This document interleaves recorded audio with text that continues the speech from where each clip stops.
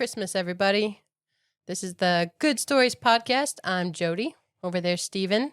And I have my news and updates for you all this week. We have our Christmas giveaway 2025 going.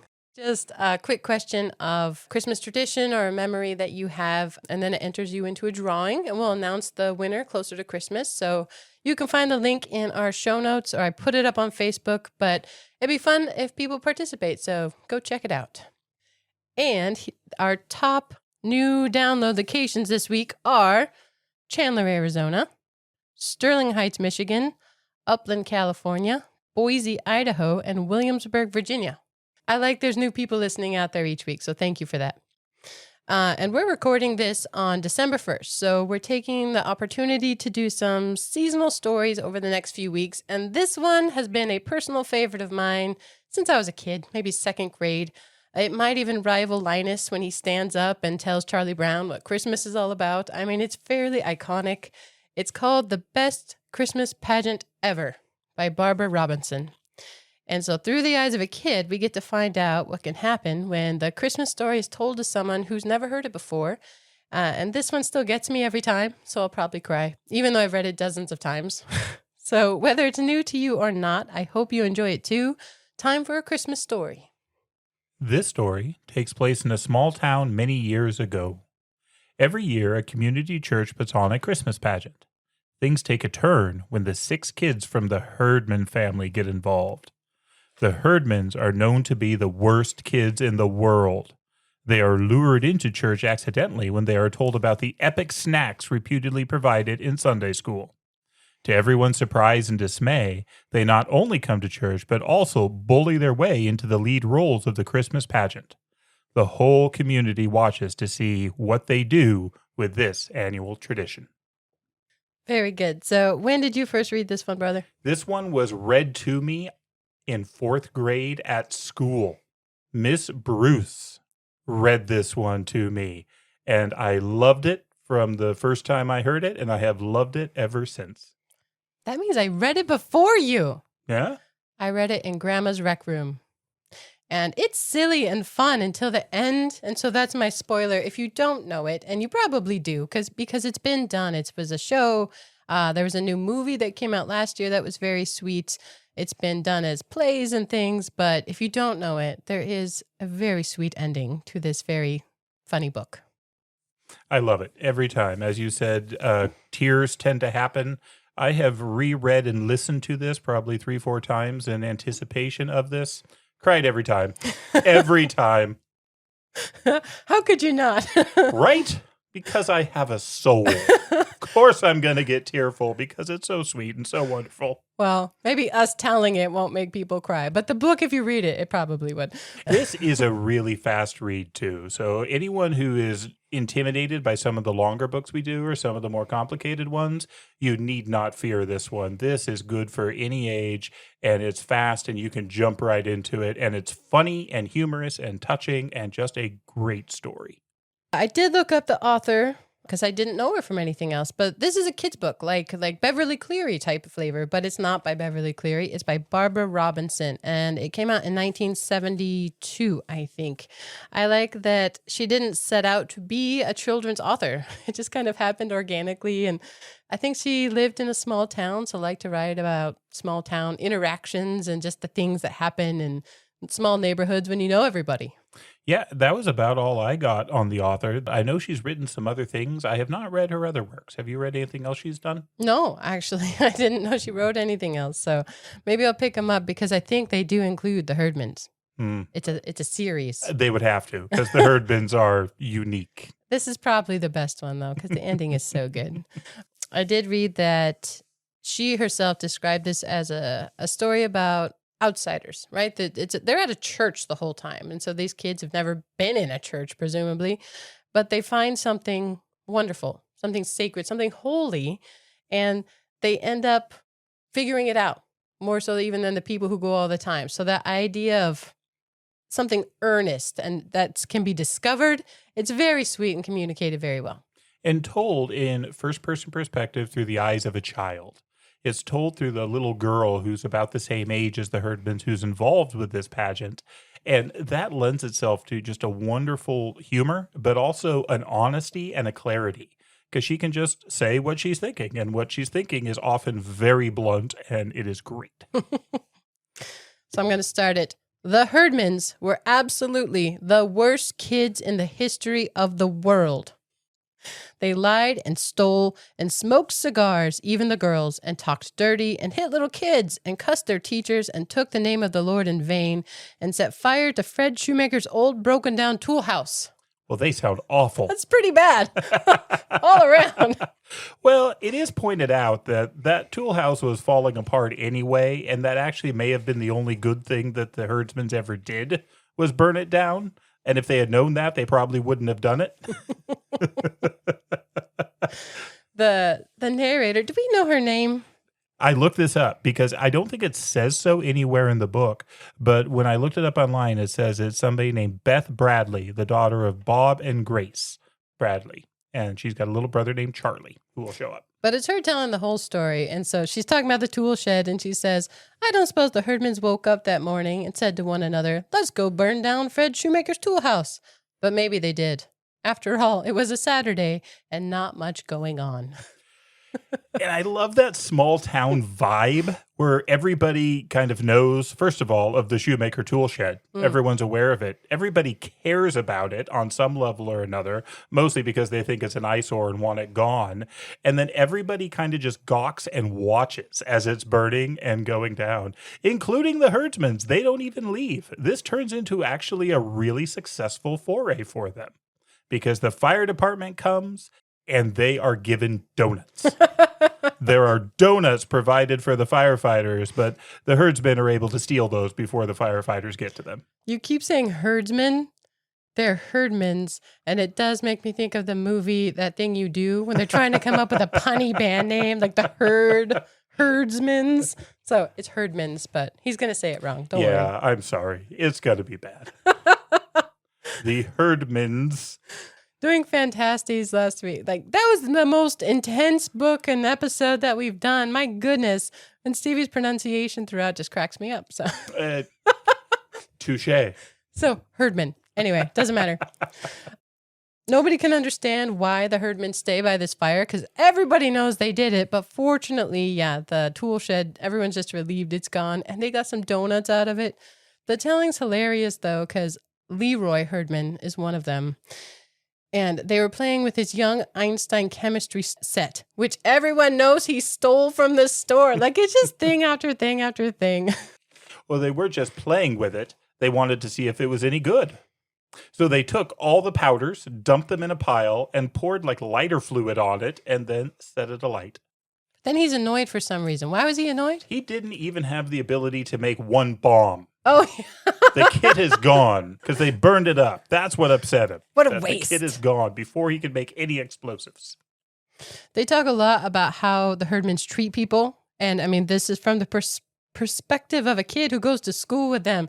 Everybody's always black and blue. This makes me wonder a little bit about how truthful the story might have grown in the telling, but they're always black and blue because they hit each other, all these siblings. Everyone's afraid of them on the playground. It's really actually sad because their dad, it says he ran away one night. He couldn't stand the kids, so he left on a train one night. Nobody blamed him. These kids are horrible. It's actually really terrible. It is. And their mom didn't run away, but apparently works so much that she's never home. She works multiple shifts, so they essentially raised themselves. It says that some of the social workers came and tried to get the mom more money, so she only had to work one shift. And she's like, nope, I'm good. I'll keep working too. Yeah, it's a pretty awful setup. In this first chapter, we learn the names of the children. And I'll just read the quote. They were just so all around awful, you could hardly believe they were real. Ralph, Imogene, Leroy, Claude, Ollie, and Gladys. 6 skinny, stringy-haired kids all alike except for being different sizes and having different black and blue places where they had clunked each other. Get with the clunking. It's a great word. I like this one. One day, Claude Herdman emptied the whole first grade in 3 minutes flat when he took his cat to show and tell. There's stories about this cat where it's not a normal cat. The thing is ferocious. It escapes and eats all the goldfish, and the teacher's just running around with a bag on her head. It's a mess. The Herdmans have a sign at their house that says, "Beware of the cat." And the postal worker takes it seriously. It's a public menace. There's so many Herdmans. Again, all of this is according to this kid, and it's funny. Even the part with the mom working overnight, she presents it in this funny way, like she can't stand the kids either. They're a mess. The kids never get held back in school because there's one in each grade, and no teacher would choose to have two Herdmans together in their class. It's suicide. The quote is wonderful. The Herdmans move from grade to grade through the Woodrow Wilson School like those South American fish that strip your bones clean in 3 minutes flat, which was just about what they did to one teacher after another. Why is everything 3 minutes flat? That's a very kid thing to be like 3 minutes flat. That's all it'll take. So the narrator says, I was always in the same grade with Imogen Herdman. So Imogen is the oldest girl. And what I did was stay out of her way. It says you can't stay out of her way if you're particularly anything. So our narrator is very vanilla, kind of by choice. You can't be very pretty or very smart or very dumb or stick out in any way or you will be a target. Mm-hmm. I don't know. I feel like it's reflections of kids you probably knew in school, but they just lump it all together in this terrible pile. Yep. And crank it to 11. They turn it up. Goes to 11, yes. Well, and she is mean. I mean, they describe all sorts of things she does and way she does it. Apparently, Imogen likes secrets, and she's very good at finding people's secrets. At this time in this school, they weighed the kids every year, and it's supposed to be a secret. It's nobody's business what your weight is. Well, Imogen found out, and for the really heavy kids, she would blackmail them. She would threaten to give up their weights to everyone unless they gave her things she wanted. It's pretty awful. And if she can't find a secret, she makes one up. It's very bad. You can laugh because you know the ending, okay? This is a funny book. It's silly. It's weird to say such mean things and then laugh, but it's told in a really funny way. Yeah, and this first chapter is the Herdmans at their worst. Yes. This is everything bad about them. This is why the community and the kids and everything think the way they do about the Herdmans. You need this setup in order to understand what comes next. And this chapter ends with a great line. It ends with, "We figured they were headed straight for hell by way of the state penitentiary until they got themselves mixed up with the church and my mother and our Christmas pageant." Have you ever been to a Christmas pageant? I think I was in one. I remember being at the Baptist church we grew up in. Weren't we in one or two? I don't remember a pageant. So the idea in this book, and apparently just pageants everywhere, there's no speaking. So it's the nativity, with Mary and Joseph and the baby Jesus. And there's angels and nobody talks except the angel once. Except the angel, yeah. They're singing, though, because I remember, we did do some pageants, I think, because I remember the pastor singing We Three Kings with two other guys. He was great. He really nailed it. It was awesome. You impressed little Stephen. Totally. You want to tell your Away in a Manger story? I think you should tell the Away in the Manger story, because I don't remember it at all. I don't remember it. I only know it because Mom tells it. At a not pageant, there were kids singing at a church, Away in a Manger, and Stephen was little Stevie then, and everybody got up to sing, and he raced through it so fast, but instead of being embarrassed while everyone was still singing, he said, I finished first. It's the only race I've ever won. Hey! Anyways, so this Christmas pageant, it says that my mother didn't expect to have anything to do with it. It's the same every year. The same girl is Mary. The same boy is Joseph. Nobody really likes to do it except the girl who plays Mary. But it's just something that's done at the church every year. It's very small town feeling. These people all go to church and they all have the same roles. It says that they all wear their father's bathrobes to be shepherds. Yeah. Use what you got. And it's always run by the same woman. Mrs. Armstrong is a force in this community. She runs everything near as I can tell. A busybody for sure. until she falls and breaks her legs. Mm-hmm. This is terrible. The Herdmans didn't do it. No, they are not involved in any way with this. But this opens the door for other people to be involved in all the many things this woman ran. There's a potluck dinner, there's a ladies' aid thing, and there's the Christmas pageant. And so the narrator's mother is a neighbor. I think she sees her go down, and so she's on the phones with the other women, and they're trying to figure out what's going to do what. And the narrator's mother gets stuck with the Christmas pageant. But Mrs. Armstrong advises her how to do it. Strongly. This will be fine. Here's how you do it. Primary kids are angels. Intermediate kids are shepherds. Big boys are wise men. Elmer Hopkins, the minister's son, has been Joseph for as long as I can remember. And my friend Alice Wendelkin is Mary because she's so smart, so neat and clean, and most of all, so holy looking. She's perfect. She's perfect. The perfect Mary. She also thinks she's perfect, and that's communicated in this in a very sweet way. All the rest of us are the angel choir, and we line up according to heights. It's funny because her dad says that, because she has a little brother, and he's always in it, but one year he wears his dad's bathrobe, so his dad gets to go to the pageant, but he goes to watch his bathrobe. The interplay between the family is great. The back and forth between the mom and the dad. She refers to mother and father. It's very formal. It's very like 1950s, but that's probably about when this happened. It's just whimsical and funny and witty. We've talked in the past about how some authors are just very good at dialogue. This author, she is very good at dialogue, and I chuckle as I read through it. The mom basically says, what am I going to do with a Christmas pageant? And the dad's not very helpful. He's like, well, you could cancel it and show movies. But they don't come up with any really good movie alternatives to show. So she says, no, I'm going to do this. It's going to be great. But then there's stories about Sunday school. So little brother Charlie's in Sunday school.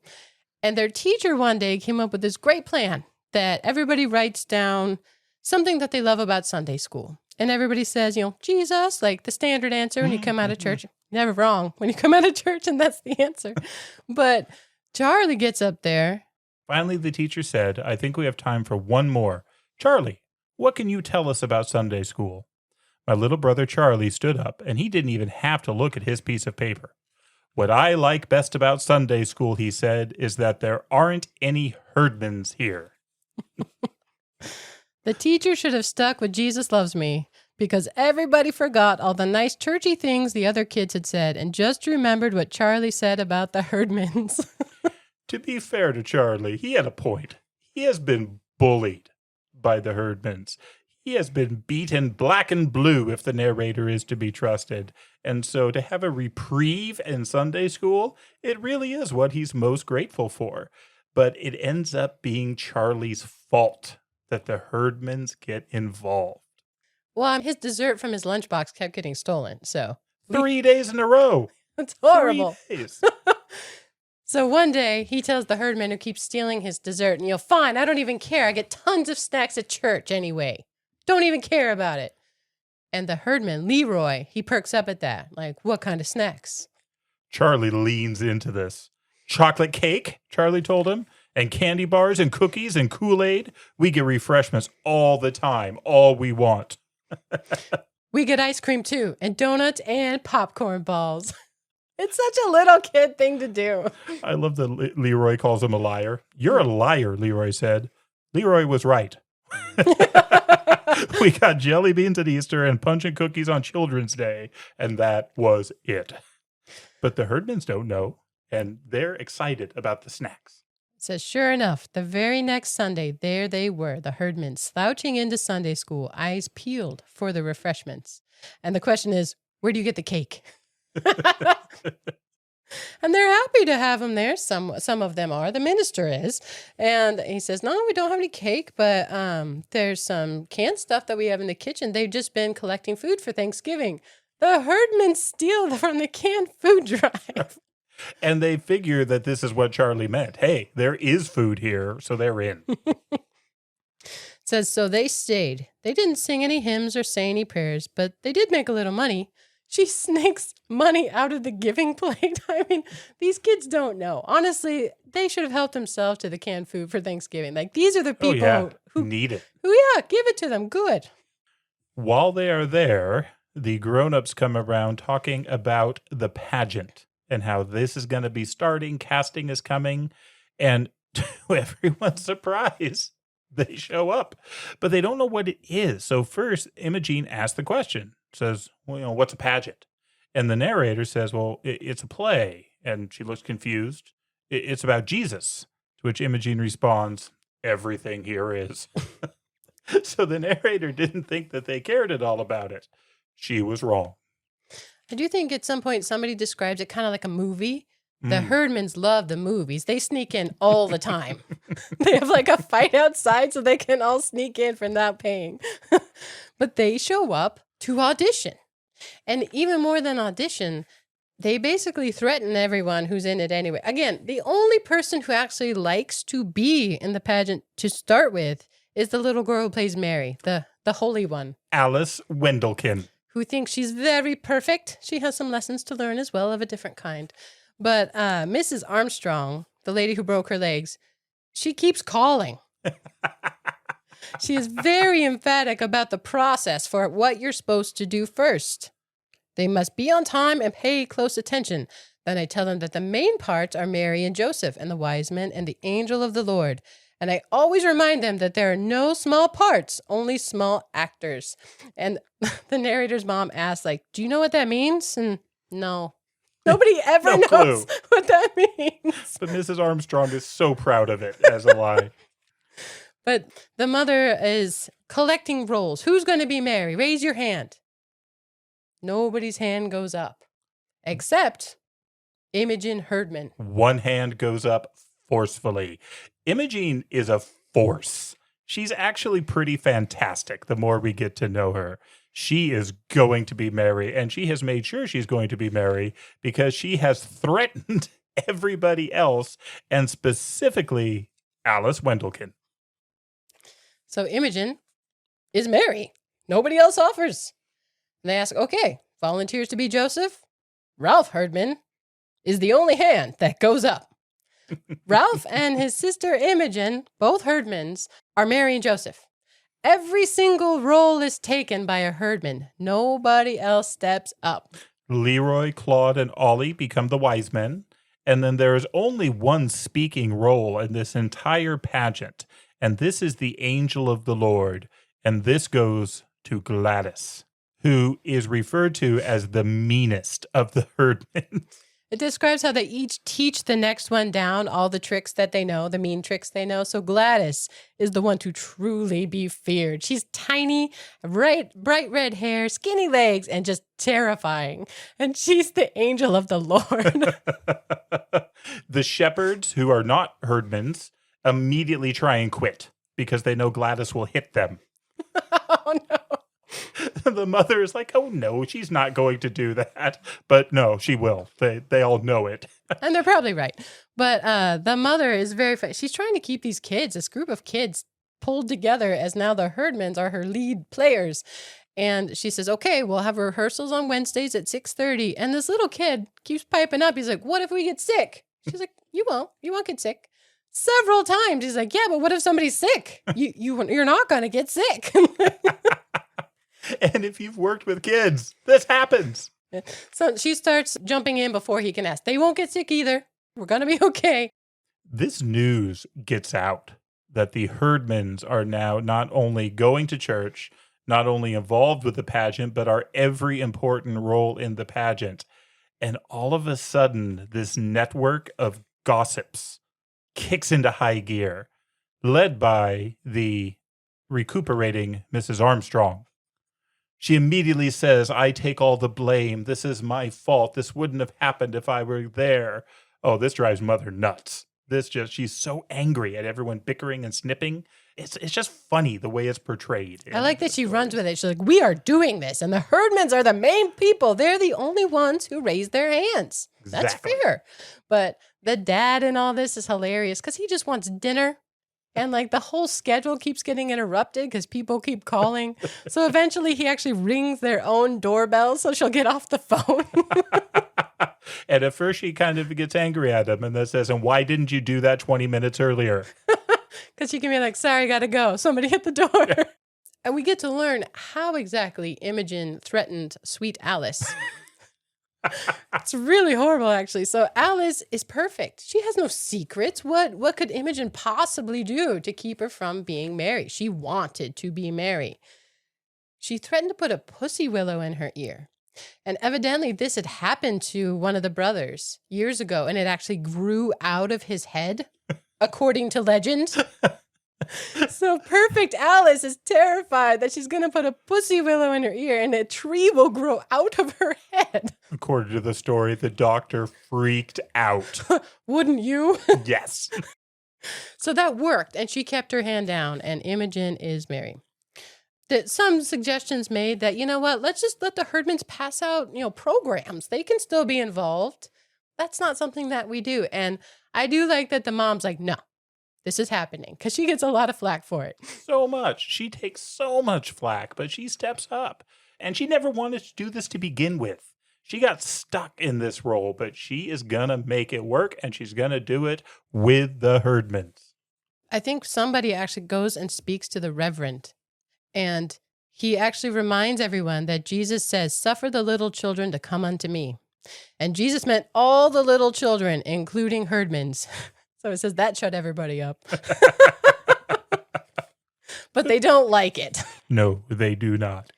It isn't long, though, before the first pageant rehearsal happens. And everyone is sort of excited to see what happens, because clearly the Herdmans are going to do something insane. And they're all looking forward to this to start. It describes how normally the first rehearsal is really just tedious and long and boring. And everyone's really loud. This time, though, everyone is silent, just waiting to see what's going to happen. For fear of missing something awful that the Herdmans might do. I mean, these kids kind of love that something is happening new this year. It says the Herdmans all got there 10 minutes late, looking like a bunch of outlaws about to shoot up a saloon. And they're like hitting each other on the way in. But here is where they first hear what they're going to do. And this is really fantastic because this gets into that idea of the other. What if you had never heard the gospel story? They have not. There is no way they could have heard it so far in their life. And they start with simple questions. Who are the shepherds? Leroy Herdman, who is a shepherd in this, where did they come from? Ollie Herdman didn't even know what a shepherd was, or anyway, that's what he said. They talk about the inn. What's an inn? Someone said, well, it's like a motel. I mean, there's all these questions that keep going back and forth, some of these basic ones, but then some more kind of serious things tend to come up. I like that Imogen's like, start at the beginning. And that makes our narrator scared because she knows the beginning's way back in Genesis. And that's going to be a long time, a long story. It says the thing was the Herdmans didn't know anything about the Christmas story. They knew that Christmas was Jesus' birthday, but everything else was news to them. The shepherds, the wise men, the star, the stable, the crowded inn. And these kids who've grown up at church and heard it a million times and are bored with it, they can't believe it. And Imogen, she always says it, oh my God. And these kids, like that is cursing. Yeah. Oh my God. Blasphemy is occurring here. Alice, our perfect one, she keeps taking notes. With tally marks for every evil deed so she can tell her mother. That seems like such a snitch thing to do. The Herdmans, one thing at the beginning of this chapter that I do really enjoy, Mother is going to make this happen. And the line is, Mother had said she was going to ignore everything except blood. Yeah. She has her line in her benchmark. So the Herdmans are still, clonking people and doing what they do, but relatively under control. But then they get obsessed with the story and get so drawn into it. Again, this is so well done because they discover that Mary was pregnant, and there's some giggling that goes on about this. And of course, Alice Wendelkin thinks it's not nice to talk about Mary being pregnant. Her mother wouldn't want her to hear about that sort of thing. That's inappropriate. Yeah, all these stories that the Herdmans are just hearing and getting into. And Imogen knows she's the mother of Jesus in this pageant, and so she starts getting protective. She starts getting fierce over this baby of hers. And it's really fantastic. They ask questions like, well, what about the wadded up clothes? What? You just read it. The wadded up clothes. Oh, the swaddling clothes. And they keep explaining all these things. They have to explain what a manger is. This makes them all shout out, well, where's child welfare? Apparently they knew child welfare very, very well. The wise men, the presents, and then, of course, King Herod. They kind of run with King Herod.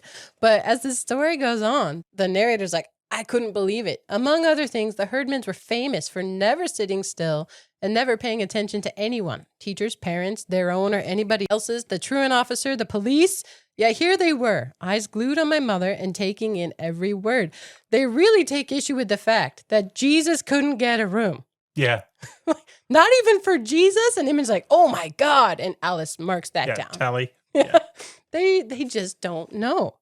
But yes, the idea of Herod, man, they want to get him. Yeah. Who's Herod in this play? They want to know who's going to play Herod because he needs a comeuppance. And actually, the narrator and her mother are fairly reassured that the herdmans are not identifying with Herod. They were worried that they would think he was the hero because what was the line? He's as mean as they were and could have been their ancestor. But no, they are ready to pay him back for his trying to kill the baby Jesus. Yeah, they take it very seriously. And Gladys, our little angel, she takes her role. She knows she gets to talk. And somebody made some parallel to a comic book, Amazing Comics. And so when Mother's reading, and lo, the angel of the Lord came upon them, and the glory of the Lord shone round about them, Gladys interrupts and yells, Shazam! It says Mother never read Amazing Comics. She didn't know what she was talking about. Gladys kind of talks her into it, though. Oh, yeah. The angel came from nowhere, right? It was a dark night, right? Shazam! Think I got this one. And so when the herdmans leave that night, they walk away talking about the Christmas story, talking about how bad Herod was, talking about how crazy it is that Jesus couldn't get a room in an inn, even as a baby. There's nobody to take care of this baby. And yes, Imogen is very protective. Mm-hmm. I love this line, this paragraph. I couldn't understand the herdmans. You would have thought the Christmas story came right out of the FBI files. They got so involved in it. Wanted a bloody end to Herod, worried about Mary having her baby in a barn, and called the wise men a bunch of dirty spies. And they left the first rehearsal arguing about whether Joseph should have set fire to the inn or just chased the innkeeper into the next country. They are people of action.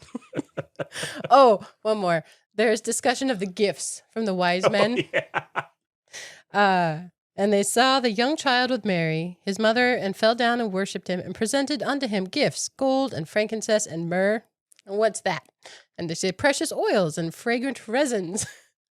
They don't like this. They're like, oil, you get better presents from the firemen than that. What kind of cheap king is giving away oils? Oh, they're excellent. They take it so literally, but they truly have interest in it. They want to know, what does it mean? Why did it happen? And they're receiving it as a story. They're hearing the story, which when you've grown up with it and you've heard it a zillion times and you've seen a bunch of pageants with your dad's bathrobe, it's just something you do. So to all the people within the church, they hadn't received it as the story it was. And they couldn't see it for how really kind of weird and exciting and interesting the story actually is. When they get home, the dad wants to hear all about it. What happened? And Mother says, just suppose you'd never heard the Christmas story and you didn't know anything about it, and then somebody told it to you. What would you think? And he kind of reflects for a minute, and he's like, well, I guess I would think it's pretty disgraceful that they couldn't find any room for a pregnant woman except in a stable. He agrees with the herdmans. I was amazed. It didn't seem natural for my father to be on the same side as the herdmans. But then it didn't seem natural for the herdmans to be on the right side of a thing. To the mom, it shows that deep down, those kids just haven't been taught, and they do have some good instincts. And the dad's like, wait, didn't they want to just burn Herod alive? And she says, no, they wanted to help Mary. Mm-hmm. I think Mother's on to something here. And this didn't just happen at this first rehearsal, because the very next day, Imogen corners the narrator, which terrifies the narrator. But she asks her, how do you get a book out of the library? The narrator is convinced she just wants to go look at the dirty books, but that's all right. Those are hard to get to. There's like a chain and the librarian can hear you if you're going to go down the stairs for those ones. But she tries to explain how to get a library. And she ends up going with the Herdmans to the library so that they can get library cards because they want to read about Herod. They want to learn more about this story. And they do. It shocks the librarian. She's decided she's now seen it all. She's seen everything she could possibly see in life, heard everything she could hear. She's done. I like how Imogen says, we want to read about Jesus. And Ralph says, not Jesus, that king who was out to get him, Herod. And they're disappointed because seemingly he just died in his bed. Bummer. He needed some punishment. Yeah. So, historical aside, it is true. The Herod of the Christmas story was Herod the Great, the Idumean, and he lived a fairly long life and died relatively peacefully in bed. This can be confusing because readers of the Bible will have come across the other passage where it talks about Herod giving a speech and not giving glory to God, and he was eaten from the insides by worms. That seems like a better ending for Herod the Great, but that was actually one of the Tetrarch Herod's sons. I remember that confusing me as a kid, the multiple Herod thing. And they're both kings, but one gets a bad ending, but it's not the one who killed all the babies. Yeah. It's kind of like there are multiple Caesars. It's confusing. Yeah. I'm with the Herdmans. And Ralph's like, it wasn't just Jesus he was after. He killed all kinds of people. They know he even killed his own wife, and nothing happened to him, Imogen grumbled. It's just not fair. But they're learning. They're finding information. It's good. Everyone kind of hopes they're not going to show back up to rehearsals, but they do. They keep coming back to rehearsals. They keep being on time, actually, and they keep doing what they're supposed to, mostly. Every chance they get, they will smoke in the bathrooms and things like that. But they're there and they are engaged. And it says that they don't know how things are supposed to be done, right? How Alice was Mary every year. Imogen doesn't know. It says that Mary was supposed to be acted out in a certain way, sort of quiet and dreamy and out of this world. The way Imogen did it, Mary was a lot more like Mrs. Santoro at the pizza parlor. Everybody knows her, apparently. She smacks her kid around. She's very protective of the baby. Fortunately, they end up using a doll. Nobody will let them use their real babies. This becomes quite an issue. Because originally there were all sorts of babies promised. Beautiful newborns, even one who was, I think, almost 4 years old, but the parents said he could scrunch, to serve as the baby. Everyone wanted a baby until the Herdmans get cast. And then they are all withdrawn. Imogen, though, thinks she can solve this problem. There's always some babies outside the grocery store. She'll get one. Oh, no. No. We'll use a doll. It says the wise men didn't know how to do things either, and nobody blamed Imogen for shoving them out of the way because it seemed like they might be a danger to the baby Jesus. They're a little bit of a mess. They're still thinking about the story because in the Christmas story, the wise men go home a different way. They don't check back in with Herod. They don't report where Jesus is. And Leroy says, what if we didn't go home another way? What if we went back to the king and told on the baby where he was and all? And Ralph says he would have murdered Jesus. And Imogen's like, he would not. I would not have let him. This line is so good. He would not. That was Imogen with fire in her eye. Like she is invested. I mean, she is mama bear right here. It's beautiful. Even the narrator, though, she'd never thought about it. What if that had happened? What if that one choice had been made differently? That would have meant Jesus had been killed. No Jesus ever. He would have been killed as a baby. So their questions and doing things differently make all of them have way more reflections and thoughts about the Christmas story than they've ever had before. I would argue it's a very good thing. Agreed. It is a very good thing. It's still the Herdmans, though, and exciting things happen where they go. And this brings us to the last rehearsal. This is the dress rehearsal. This is so funny. So the idea with the dress rehearsal is you don't stop. You get there, you go all the way through without stopping. Pretend like it's the real thing. I mean, it goes bad even before the Herdmans do anything because the baby angels keep poking each other in the eyes with their wings. The half of the baby angels that remember to bring their wings. Yes.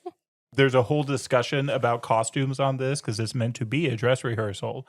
And one of the kids is like, well, I don't have a shepherd costume. Another kid says, well, wear your dad's bathrobe because my dad doesn't have a bathrobe. Well, what does he wear around the house? His underwear. See, all that happens separate from the Herdmans. It's still very kid all around. There's also the Ladies Society are in the church as well. They're preparing for this big potluck dinner the next day. They're baking a lot of applesauce cake and things. So there's a lot going on at the church this night. It says the baby angels came in at the wrong place and had to go back out again, and a whole gang of shepherds didn't come in at all for fear of Gladys. Imogen couldn't find the baby Jesus doll and wrapped up a great big memorial flower urn in the blanket and then dropped it on Ralph's foot. And half the choir sings one song and half the other. It's a mess. They don't go straight through as much as Mother wants them to. They just can't do it. So they have to keep restarting. And then Imogen is wearing these massive gold hoop earrings, apparently. And she's told, well, you can't do that. Mary wouldn't have worn earrings. And she says, no, I got to keep them in. Like, why do you have to keep them in? Because otherwise the holes will close up. Is that what the doctor told you? What doctor? Gladys pierced them. Oh, ow. They had to start over a lot. Mm-hmm. And Imogen's like, oh, I've got the baby here. Don't touch him. I named him Jesus. But this is a pageant. And Mother says, no. Imogen, you know you're not supposed to say anything. Nobody says anything in our pageant except the angel of the Lord and the choir singing carols. Mary and Joseph and the wise men just make a lovely picture for us to look at while we think about Christmas and what it means. And it's coming. They don't look anything like they look like trick-or-treaters. And it's just a mess all over the place. Eventually, they need a break. Mother she calls a 5-minute recess. We're just going to do a break here. That was a mistake because the 5-minute turned into 15 minutes. And then, as we said before, anytime there's a break, Imogen is in the bathroom smoking a cigar. One of these ladies who's baking comes into the bathroom, sees smoke, and calls the fire department. The fire department is a major character in this story. They keep showing up. And they bring good gifts. So the fire department comes in. They tug a hose into the building. Everyone is outside waiting. The Herdmans just leave at this point. It says they were afraid they'd get blamed. So that's different. Initially, when they started the fire, they stayed. So apparently when they didn't do it, they can wander off. And the mother takes so much flack from everybody, accusing the Herdmans of starting this and causing trouble. And to the point that the Reverend runs out like in his pajamas. He lives across the street and he's there trying to figure out what's going on. And then the firemen come out and point out that, hey, there's something burning in the kitchen. It's not a great night for the mom. The dress rehearsal is basically cut short due to multiple threats of fire and smoking at the church. That group of gossips we mentioned earlier kick into high gear on this. They start calling everybody once this settles down, including the Reverend. And the Reverend ends up calling and is really confused. He's like, they're talking about underwear. What's going on? And she's like, no, that wasn't the Herdmans. That's this other kid. Eventually, though, this just makes Mom mad. Where the Reverend says something like, should we cancel? Should we call it off? Should we call it off? And this is great. She says, certainly not. Why, it's going to be the best Christmas pageant we've ever had. Of all the lies she told so far, that was the biggest. But you had to admire her. It was like General Custer saying, bring on the Indians. Oh, no.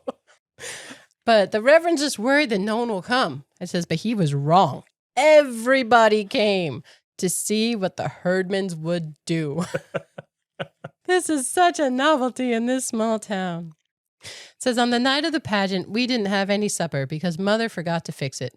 My father said that was all right. Between the phone calls and the rehearsals and just everything going crazy, he didn't expect supper anymore.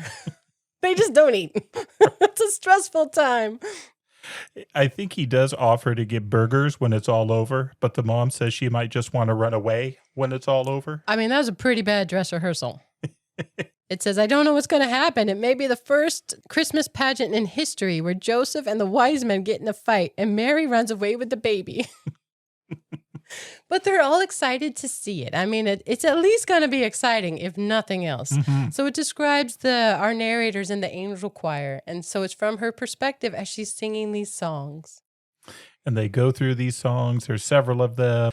And then after they sang 2 verses of O Little Town of Bethlehem, they're supposed to hum the next verse. And that's when Mary and Joseph are supposed to arrive. So they hum and hum and hum. And they start to wonder, how long are we going to hum for? It says it's very boring and also very hard. And before long, doesn't sound like any song at all. More like an old refrigerator. Mary and Joseph are very slow to come in. But they do show up. Ralph and Imogen, Mary and Joseph do show up in the door, but it says they look scared. This is a very different feeling than the dress rehearsal. There's an audience here, but they do show up with the baby and they walk on the stage. She points out that they look like refugees. And it's never dawned on her that that's really what they were. They were outsiders, people without a place. And just the entrance in and the way they look. And then Imogen isn't carrying the baby Jesus the way you see it in the postcards. She's carrying the baby like she carries a baby. It's over her shoulder. And as she walks up to the major, she burps it twice before putting the baby down. And the narrator thinks, yeah, you probably needed to do that. Jesus was a real baby. Alice does not approve. That's inappropriate. Baby Jesus would never be colicky. Well, why not? He was a baby. Alice is wrong. She's wrong. It says, next came Gladys from behind the angel choir, pushing people out of the way and stepping on everyone's feet. Since Gladys was the only one in the pageant who had anything to say, she made the most of it. Hey, unto you a child is born, she hollered. As if it was, for sure, the best news in the world. And all the shepherds trembled, sore afraid of Gladys. Mainly, but it looked good anyway. And then there's more singing, and there are little kids here, so it says there's crying, and sometimes wings poke them in the eyes, and that makes them cry too, but it's going pretty well overall. And then the other 3 brothers, the wise men, come in with the gifts. And Alice immediately notices that they're not carrying the right gifts. What are they carrying? They're carrying something, and it's heavy. It was a ham. And right away, I knew where it came from. My father was on the church charitable works committee. They gave away food baskets at Christmas, and this was the Herdman's food basket ham. It still had the ribbon around it saying, Merry Christmas. This is the part where I lose it. The ham. mean, Gladys a little bit, which she shouts, hey, unto you a child is born. Hey! So good. But the ham, the gifts they read about in the Bible were worthless to them. They couldn't understand why anyone did that. They bring their own gift of unspeakable worth. These are neglected children. Their mom's never there. They don't have a father. They've got nothing. But they get a ham at Christmas. And this is what they choose to bring to offer to Jesus. It's just so stinking beautiful. I love this so much. The ham is probably my favorite part, except for a couple. It's funny because the wise men are supposed to leave after that, but the boys don't. They go look at the pageant. And again, the narrator's like, that kind of makes sense. I bet they didn't leave right away. I think they sit down. Yeah. They rest. The ham was heavy. They came a long way. They carried their ham. It is beautiful. As for ruining the whole thing, because that's what Alice thinks, it seemed to me that the Herdmans had improved the pageant a lot, just by doing what came naturally, like burping the baby, for instance, or thinking a ham would make a better present than a lot of perfumed oil. Everyone is waiting, though, for the Herdmans to do something. I mean, they've already done something, obviously, but they're waiting for what is the Herdman moment going to be. And I'll read this. Everyone had been waiting all this time for the Herdmans to do something absolutely unexpected. And sure enough, that was what happened. Imogen Herdman was crying. In the candlelight, her face was all shiny with tears, and she didn't even bother to wipe them away. She just sat there, awful old Imogen, in her crookedy veil, crying and crying and crying. Well, it was the best Christmas pageant we ever had. This is a short book. Please read it. It's wonderful. They wouldn't take the gifts back. They tried to give the ham back to the herdmans. They said, no, that's for the baby Jesus. They wouldn't take the gift back. It's so good. When Imogene had asked me what the pageant was about, I told her it was about Jesus. But that was just part of it. It was about a new baby and his mother and father who were in a lot of trouble. No money, no place to go, no doctor, nobody they knew. And then, arriving from the east, some rich friends, like my uncle from New Jersey. That Imogene Herdman would cry holding the baby Jesus in a mess of a pageant is just one of the most beautiful things I have ever heard in my life. I agree. This girl who has no support, and I mean, it's just her and her siblings together all the time. But this touches her, and it is evident, and it is wonderful. So Alice, who wanted to be Mary and was very judgmental about it, she put Vaseline on her eyes to make her eyes shiny, to make it look like she had, lights upon her. Imogen didn't need that. She's not picture perfect. Her tears were real, and they are good. It does say at the end that Imogen did ask me for a set of the Bible story pictures, and she took out the Mary picture and said it was exactly right, whatever that means.